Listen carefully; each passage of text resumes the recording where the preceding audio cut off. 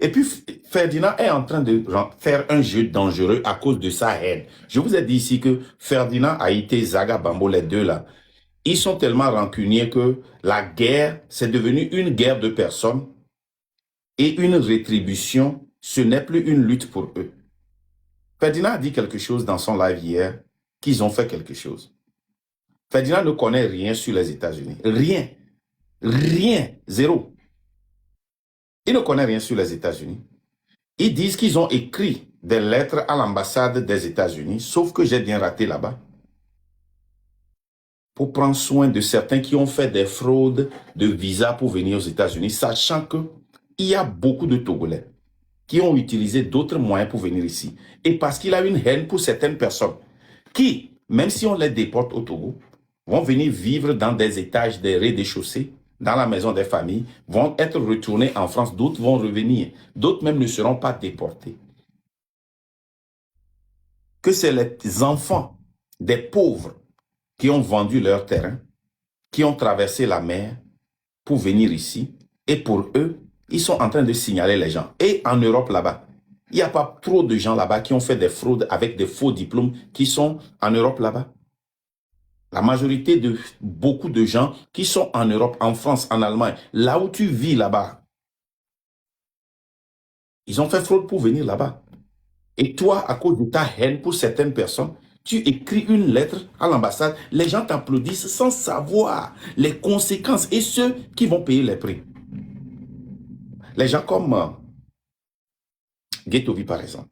Moi, je vous ai dit, quand ces gens-là, Ferdinand et autres, m'ont appelé les Agas, tu dois prendre un avocat, tu dois... Après tout, j'ai vu ça, je me suis dit, mais...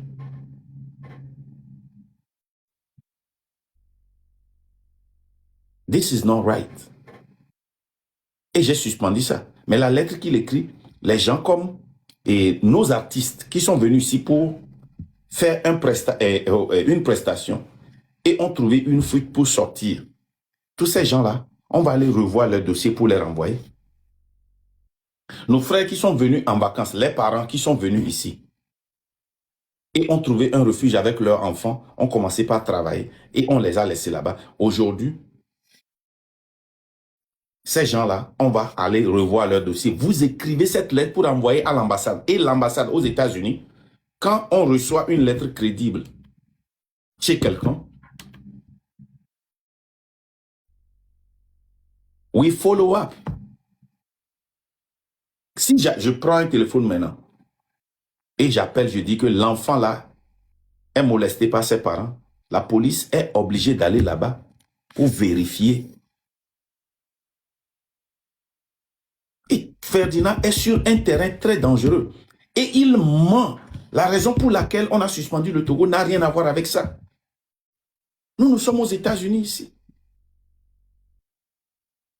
Il a un problème particulier avec certains dirigeants parce qu'il a travaillé avec Boko, il continue pas à travailler à Boko, et comment l'appelle-t-on, Agba Bertin, qui était son parrain, et beaucoup d'autres.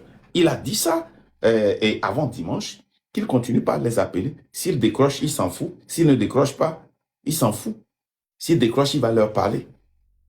Ce que Ferdinand est en train de faire, il va sur un terrain très dangereux. Et on va commencer par déporter des gens à cause de lui. Nous venons d'un pays où il y a une dictature.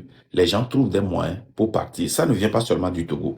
Les pays sous-développés et les pays en voie de développement, les pays qui sont pillés par les colons, les gens trouvent toujours des moyens pour aller trouver quelque chose pour leurs parents, leurs frères, pour sortir leurs frères et leurs parents de la misère.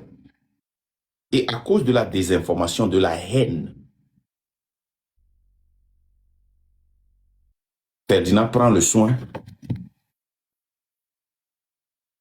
il prend le soin d'envoyer une lettre à l'ambassade des États-Unis. Ferdinand, au nom de qui tu envoies ces lettres-là? Et les gens qui sont ici, vous savez, le gouvernement, oui, a fait des faux papiers aux gens qui sont venus ici. Ils ont pris l'argent chez des pauvres qui ont vendu leur terrain. Ils ont fait de faux papiers aux gens. Les gens ont fait de faux diplômes tout juste pour sortir du pays. J'en ai parlé plusieurs fois. Les gens ont fait de fausses attestations pour sortir du pays. Les gens ont fait de fausses applications.